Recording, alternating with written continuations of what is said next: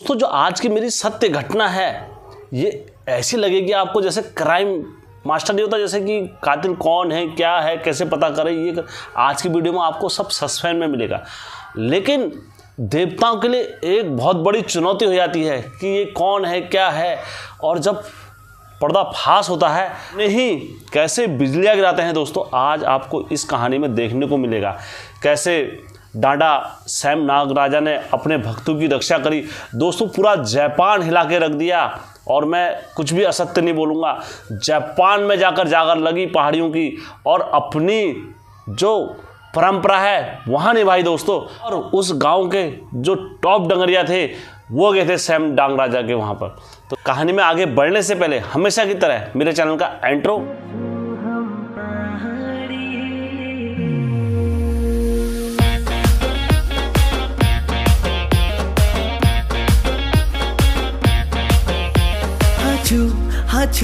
हाचू हम पहाड़ी। जय बीरकारा बजरंगी, हर हर हर हर हर हर हर हर महादेव।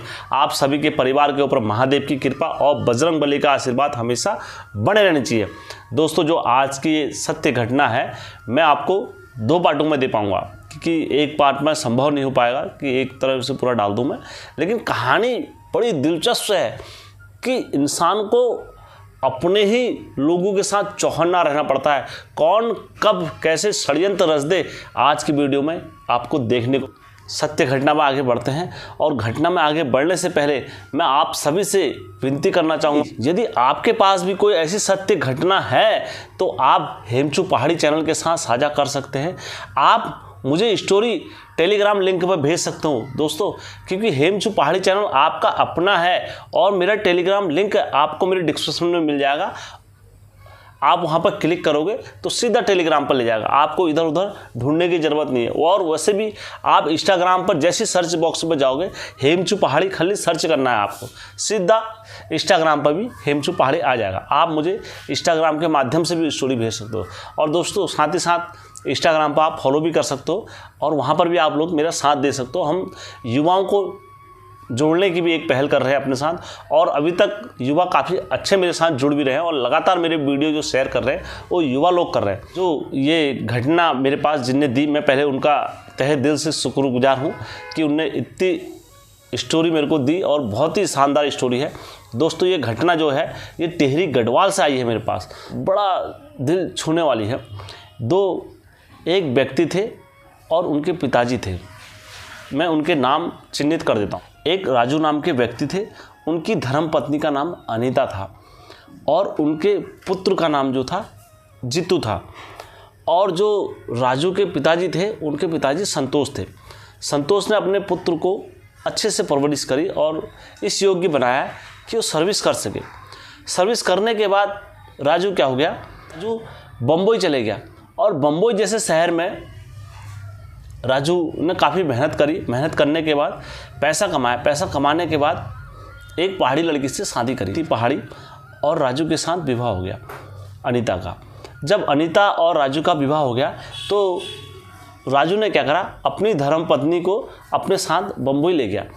बम्बई ले जाने के बाद राजू ने दिन रात मेहनत करी, और मेहनत करने के बाद एक अच्छा प्लेटफॉर्म अपने के लिए तैयार करा। और उनकी मेहनत को देख के, और ये बात में कोई संदेह नहीं है दोस्तों कि पहाड़ी लोग मेहनती नहीं होते हैं। पहाड़ी लोग इतने मेहनती होते हैं, अपना खून पसीना एक कर कर वो हमेशा मेहनत करते हैं। तो दोस्तों राजू ने अक्सर पैसा इकट्ठा करा। इकट्ठा करने के बाद जो वहाँ का मालिक था, तो उनकी कंपनियाँ थी। जब कंपनियाँ सारी जगह विदेशों में थी, तो उसके बाद क्या हुआ, राजू के मालिक ने राजू से कहा, राजू बेटा हम आपको क्या कर रहे हैं, अपनी विदेश कंपनियों में शिफ्ट कर रहे हैं। आपका काम बहुत अच्छा है और आप काफ़ी अच्छे मेहनत करते हो, आप बताओ कौन सी जगह जाना चाहोगे। तो राजू के सामने ऑप्शन पड़ गया। तो राजू ने कहा मैं जहाँ भी जाऊँगा मैं अपने बच्चों को साथ लेके जाऊँगा। तो साहब ने कहा कोई बात नहीं बेटा, आप अपने बच्चों को साथ में लेके जाओ और अच्छे से मेहनत करना, जैसे यहाँ पर आपने मेहनत करी है और मुझे आशा है आप वहाँ भी करोगे। तो अपनी धर्मपत्नी के साथ इनने वार्तालाप करी। वार्तालाप करने के बाद इनने राजू ने क्या कहा कि जो आप मुझे सर्विस देना चाहते हो ये जापान में दे दीजिए, जापान बहुत अच्छा है और मेरे लिए भी, और वहाँ का रहन सहन मेरे को अच्छा लगता है, आप मुझे जापान में कर दो जॉब में। तो उन्होंने कहा ठीक है। तो राजू का आने जाने का टिकट वगैरह सब दे दिया और देने के बाद राजू ले गया जापान के टोक्यो शहर में चले गया। अब जो राजू का टोक्यो शहर में राजू ने धीरे धीरे अपना मेहनत मजदूरी करी वहाँ पर, और मेहनत कर कर के एक अपने के लिए एक अच्छा प्लेटफार्म जोड़ दिया और अपने गांव में भी ज़मीन जोड़ दी और यहाँ पहाड़ में भी और बम्बई जैसे शहर में भी उनने ज़मीन जोड़ी और अपने पर एक अच्छा पैसों का प्लेटफार्म तैयार कर दिया। और इनका जो पुत्र था उसका नाम जीतू था। जीतू को क्या हुआ, जीतू 6 साल का था। अब समय इतना बीत गया था, 6 साल का एक लंबा समय था।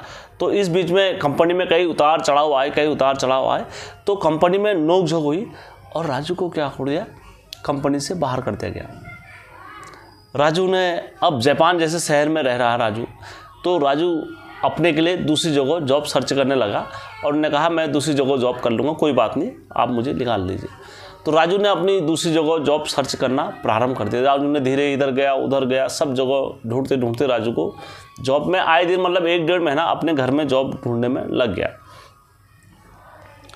तो इसी बीच में क्या होता है, जो राजू का पुत्र था जीतू, तो जीतू की क्या हुआ, तबीयत खराब होना प्रारंभ हो गई। वहाँ पर जीतू की जो हरकतें थी वो क्या हो गई, आए दिन बढ़ते गई।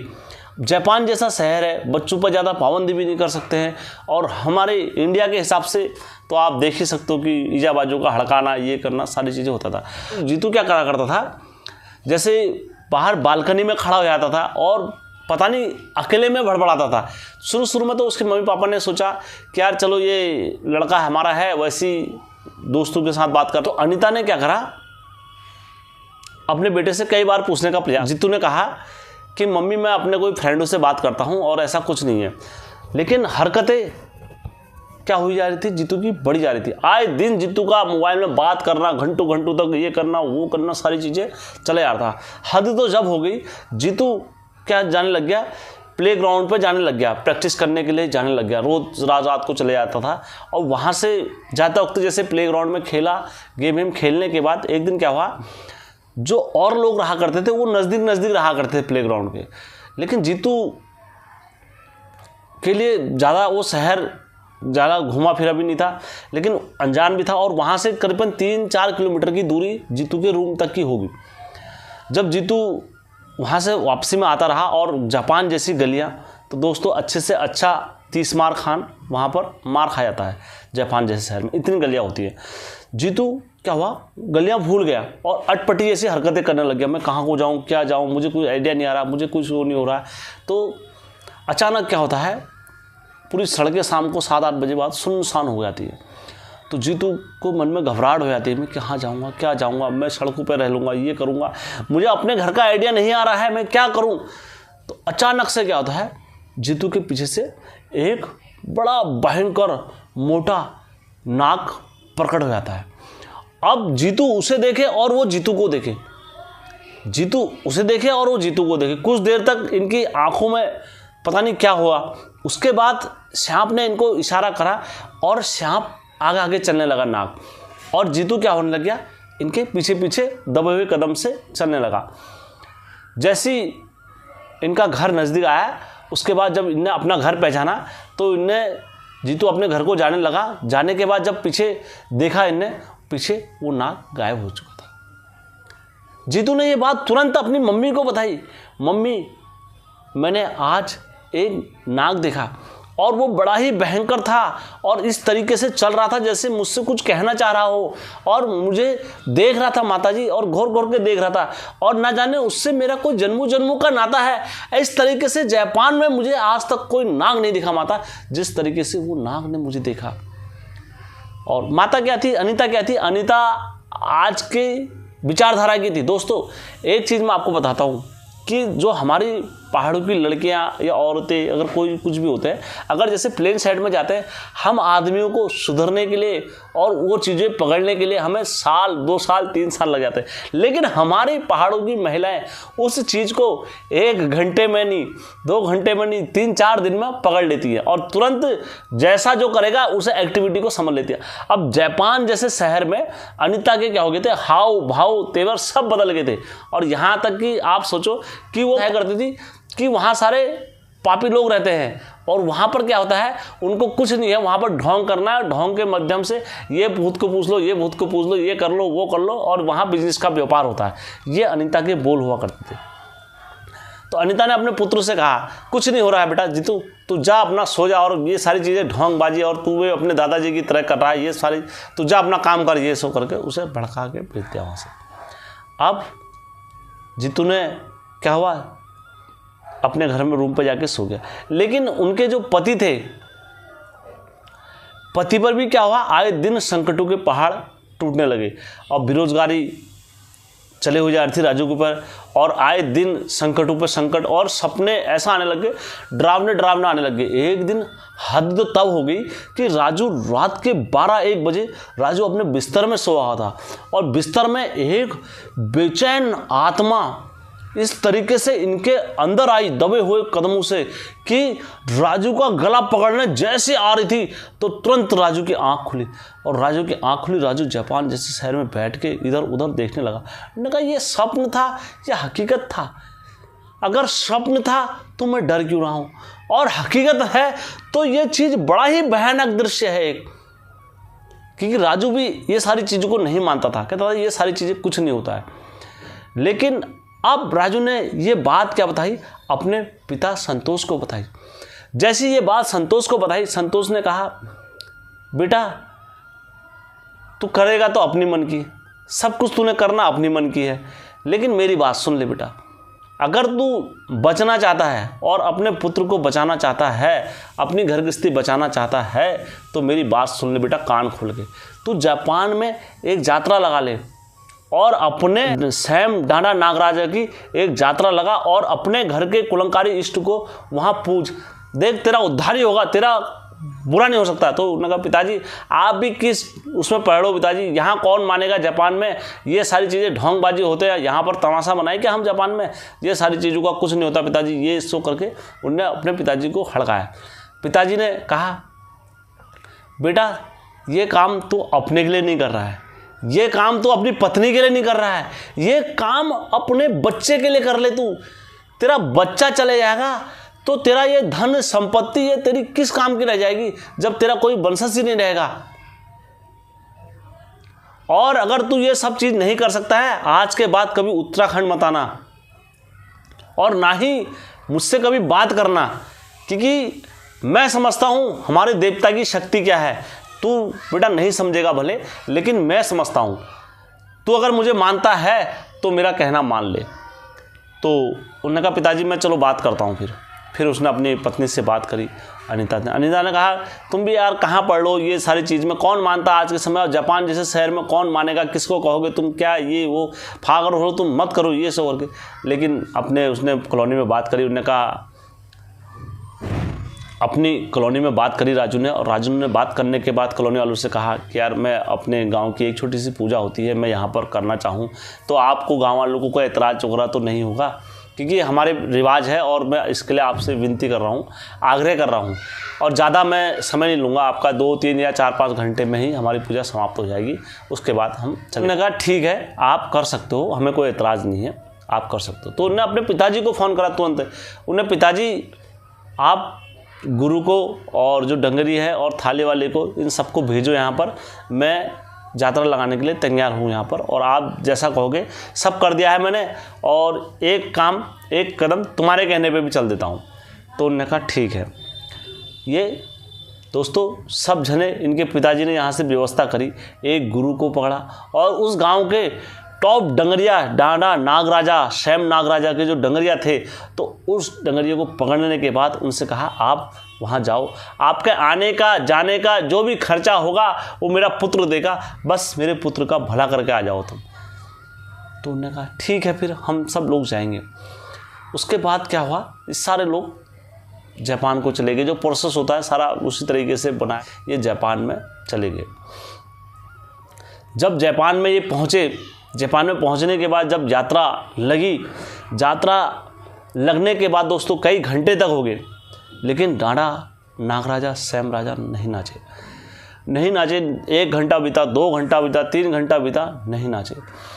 अब क्या हुआ, राजू का जो गुस्से का जो पीड़ा था वो पार हो गया। उनने कहा, मैं तो पहले कह रहा था अपने बुड्ढे से कि यार तुम कहाँ पढ़ लो पिताजी ये चक्करों में, ये ढोंग ढोंग, और उनकी जिद के कारण आज जापान जैसे शहर में मैंने अपनी बेइज्जती कटा दी, मैंने अपनी नाक कटा दी। यहाँ पर सब लोग देख रहे हैं और जो पूजा कर रहे हैं, हमारे यहाँ पर कोई नाचने वाला नहीं है। बताओ, मुझे धिक्कार है। मुझे गुरुजी जो दास थे जहाँ आए थे वहाँ जाकर लगाने वाले, उनसे कहा, हे गुरुजी आप ये बताओ कि ये देवता अगर होता तो आज ये जापान में से डर लग रही है क्या? जापान में क्यों नहीं आया देवता होता तो? या उत्तराखंड में ही नाचेगा ये देवता? ये तो भगवान स्वरूप है, ये कहीं भी जा सकते हैं, कहीं भी आ सकते हैं। तो इनको जापान में नाचना चाहिए था, नहीं नाचना चाहिए था? ये केवल ढोंग और बहरूपिया लोग होते हैं जो इधर उधर जाके केवल पैसों के लिए काम करा करते हैं, और मैं इन चीज़ों को नहीं मानता हूँ। और आप गुरुजी ये ढोल वगैरह बंद करो, मैं रिक्वेस्ट कर रहा हूँ, और आपका जो खर्चा होगा मैं दे के आपको विदा करता हूँ। और जैसी इनने गुरुजी से कहा, गुरुजी ढोल होल बंद करो, और वैसे क्या होता है, दुलैची से मानो 1000 नाग फन फैला के बैठ गए हों, और इतनी तेज तेज आवाज आ रही थी, फॉ फॉ फॉ फॉ। जेना मेरा एरा बेरा नाग एरा बेरा ना। और वहाँ के जितने जापान के लोग थे सब देख के हैरान हो गए, ये आदमी नाग की आवाज़ कैसे निकाल रहा है, और इतनी भयंकर आवाज़ निकाल रहा है जैसा असली का नाग होगा। और जो इस तरीके से लेटते हुए आए अपनी धोनी पर, उस धोनी में जलती हुई लकड़ी को चाटने के बाद जब डांडा सैम नागराजा अपने स्थान पर बैठे, और बैठने के बाद जो उनके राजू थे, राजू अपनी धर्मपत्नी के साथ और उनके साथ बैठा। बैठने के बाद उन्होंने कहा, हे प्रभु हमें माफ़ कर दो, हमें तुम पर शक कर रहा था, लेकिन प्रभु मैं विपता में था, अब विपता में कहा हुआ शब्द आप माफ़ करो। प्रभु बस ये इतना बता दो कि ये क्या चक्कर हो रहा है, क्या हो रहा है, क्यों हो रहा है, आप मुझे इतना बता दो। तो उन्होंने कहा, डांडा नागराज ने कहा कि बेटा तेरे घर पे किसी ने काला जादू करा हुआ है। आप जैसे ये कहा किसी ने काला जादू करा हुआ है, राजू की खोपड़ी खनक गई, क्योंकि दोस्तों एक वहाँ पर उनकी पत्नी थी और एक राजू था और एक बच्चा था, बाकी वहाँ सब नेपाली जापानी लोग थे। अब उनको ऐसा जादू वादू करना कुछ आता नहीं था। तो राजू ने कहा, प्रभु आप कह रहे हो यहाँ पर काला जादू करा है, तो ये कैसे करा है, ये तो बताओ किसने करा है, क्या करा है? मुझे तो विश्वास नहीं आ रहा कि जापान में कोई काला जादू मेरे ऊपर करेगा वो भी, और इतनी दुश्मनी मेरे से यहाँ जापान में कौन रखेगा? उन्होंने कहा तेरे को अपने डांडा नागराजा पे विश्वास नहीं है? उन्होंने कहा प्रभु ये बात तो मेरे पे विश्वास नहीं है कतई, आप मुझे पहले ये साबित करके दिखाओ कि आपने ये बोला है, तो ये कैसे बोला आपने कि काला जादू करा है, पहले इसे आप साबित करो। तो उन्होंने कहा ठीक है, मैं अभी साबित करता हूं इसे। उसके बाद उन्होंने, गुरु खोल मेरी चाल। को ध्यान जाग, शेषनाग को ध्यान जाग, ऐरना को ध्यान जाग, बैरना को ध्यान जाग, माता जिया को ध्यान जाग, धर्मी कौल को ध्यान जाग, सूरज कौल को ध्यान जाग, सत कौल को ध्यान जाग, दूधिगिरी नाग को ध्यान जाग, से मुकिम को ध्यान जाग, 9 भाई नागों को ध्यान जाग, 9 भाई नागों को ध्यान सो। जाग डूब जय मेरा डांडा नाग राजा है, जाग तू है जय मेरा डांडा नाग राजा मेरा प्रभु, तो भेली मेरा प्रभु पक्षियों को पीपा। और जैसी डांडा नागराजा की जब चाल खुली, और चाल खुलने के बाद उनने अपनी धोनी पकड़ी, और धोनी में से पकड़ी आग का, और आग का मुछाव पकड़ने के बाद वो उनके कमरे के इर्द गिर्द घूमे। गिर्द गिर्द घूमने के बाद उनके उस कोने पे पहुंचे जहां अंदर उनका कमरा था। वहां पर से एक गुड़िया और एक आदमी गुड्डा जैसा बनाए हुए थे, और उनको मुख पर मांस और ये सारी चीज़ें लगा हुआ था। उन्होंने कहा अब देख, ये मैंने तो नहीं रखा है, उन्होंने कहा हाँ प्रभु ये तो सही कह रहे हो, ये रखा हुआ है और ये सारी चीज़ें हैं। अब प्रभु इतना जब तुमने बता दिया है, अब ये बताओ कि ये करा किसने है, क्योंकि अब उसका शक किस पर जाए, किसी पर को वहाँ पर कोई है नहीं शक इंसान, क्योंकि जो उनकी पत्नी है वो पत्नी इन चीज़ को कभी मानती नहीं है, और जो उसका उनका बच्चा है वो 6 साल का है। अब रहे वो स्वयं राजू कैसे करेगा। उन्होंने कहा प्रभु जब तुम इतना सारी चीज़ खोल सकते हो तो आखिर तुम नाम क्यों नहीं खोल लो। उन्होंने कहा मैं इतना ही कर सकता हूँ और तुझे फायदा मिल जाएगा। उन्होंने कहा नहीं, तुम होगे मेरे अगर डांडा नागराजा स्वयं नागराजा तो यहाँ तक मुझे लाए हो, और यहाँ तक लाने के बाद तुम उसका नाम भी खोलोगे, तब मैं तुम्हें मानूंगा तुम डांडा नागराजा हो और मैं तुम्हारा प्रभु हमेशा भक्त रहा हूँ। लेकिन मैं थोड़ा व्यस्त हूँ बाहर की ज़िंदगी में, मैं तुम्हारा पूजा पाठ नहीं कर सका, मैं इसके लिए माफ़ी चाहता हूँ। मैं तुम्हारा भक्त हूँ प्रभु, आज तुमने इतना खोला है तो आगे भी खोलो इतना रास्ता। तो डांडा नागराजा कहते हैं ठीक है, जब तू कह रहा है मुझसे तो मैं बताता हूँ। तो उन्होंने कहा जो ये जादू वगैरह जो भी करा है ये किसने करा है बताऊं। ये तेरी धर्म पत्नी ने करा है जादू।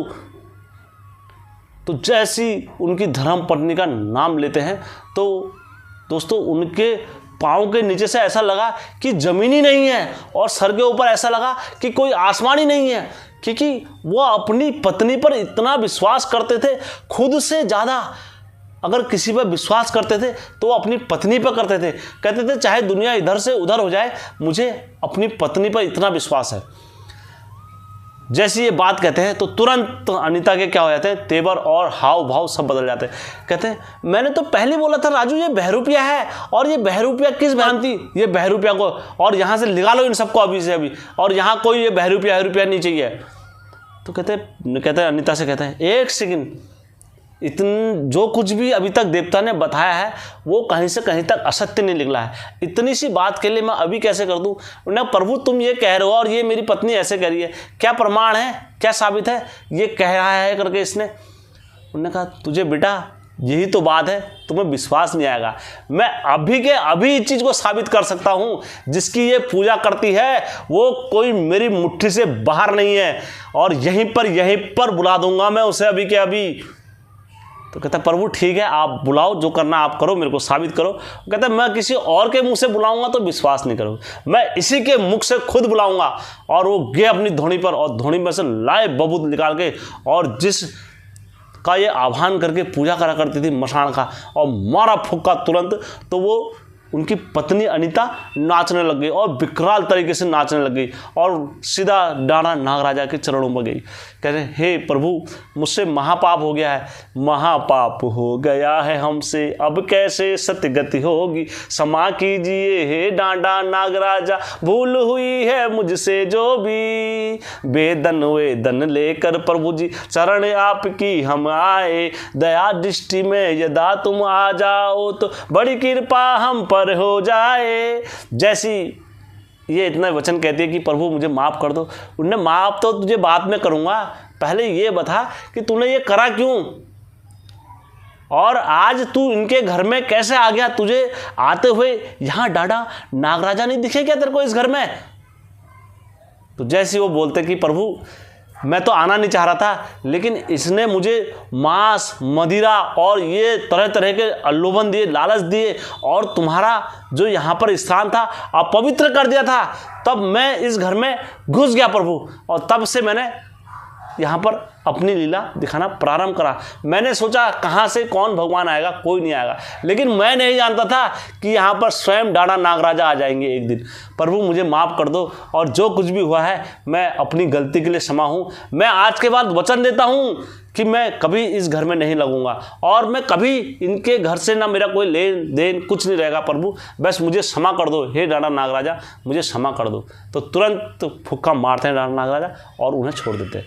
और जैसी उनकी जब होश में आती है पत्नी, तो पत्नी होश में आने के बाद कहती अपने पति से कि जो कुछ भी हुआ है मुझे माफ़ कर दो। और क्या नाम कहते हैं, जब तुम चले जाते थे ड्यूटी से तो मैं अकेले रहती थी। दोस्तों आज की घटना में मैं केवल यहीं तक आपको बताऊंगा, फिर उसके बाद क्या होता है, किस तरीके से नया षड्यंत्र चलता है, किस तरीके से वो होता है, फिर जापान जैसे शहर में किस तरीके से डांडा नागराजा अपने वचन निभाने के लिए दोबारा जाते हैं, ये सारी घटना आपको ये मिलेगी। और दोस्तों इस घटना में कहीं से कहीं तक कुछ भी असत्य नहीं है, जो कुछ भी है सत्य घटना है। दोस्तों ज़्यादा लंबी हो रही है, इस वजह से मैं कहानी को यहाँ पर विराम देता हूँ। और कहानी अच्छी लगी होगी तो आप मेरे चैनल को लाइक, सब्सक्राइब, शेयर करना कतई मत भूलना दोस्तों। धन्यवाद आपका।